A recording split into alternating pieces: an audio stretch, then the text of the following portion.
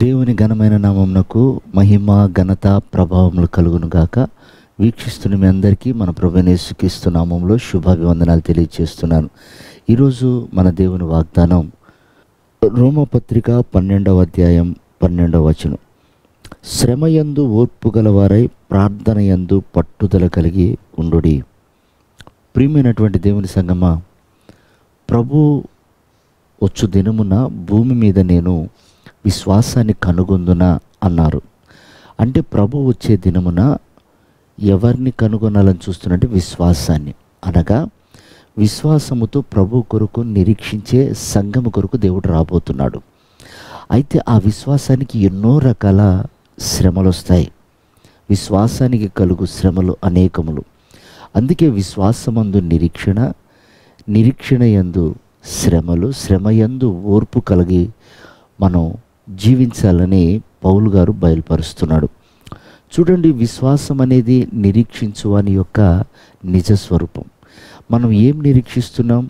లేని దానిని ఉన్నట్లుగా చూడటమే నిరీక్షణ. ఇప్పుడు ప్రభు వస్తా అన్నారు, ఆయన కొరకు మనం నిరీక్షణ కలిగి ఉన్నాం. ఇది సిగ్గుపడదు.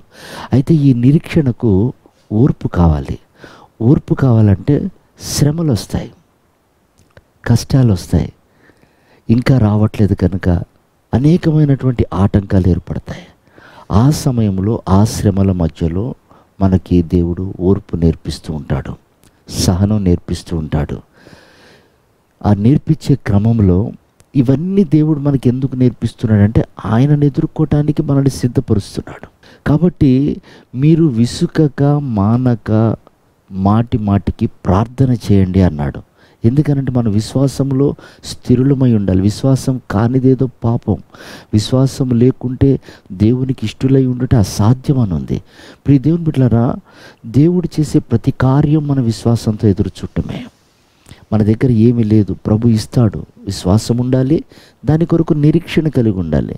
ఇప్పుడు ఈ విశ్వాసముతో మనం నిరీక్షిస్తున్నప్పుడు మనకు అనేకమైన శ్రమలు వస్తాయి. వెంటనే పని అవ్వలేదు కాబట్టి అసహనానికి గురయ్యే పరిస్థితులు వస్తాయి. ఎదుటివారి చేత మాట పడే పరిస్థితులు ఎదురవుతాయి. కుటుంబ సభ్యుల మధ్యలో గొడవలు అవుతూ ఉంటాయి. వీటన్నిటి మధ్యలో దేవుడు మనకు నేర్పిస్తున్న పాఠం ఏంటంటే ఓర్చుకోవటం. ఓర్పు కావాలి. ఓర్పు సమస్తాన్ని సహిస్తుంది. అంతం వరకు ఓర్చుకున్నవాడే రక్షించబడతాడు అని బైబిల్ సెలవిస్తుంది. ఈ ఓర్పు మనకు కావాలంటే ప్రార్థన కావాలి. ప్రభు ఎలా ఓర్చుకున్నారు?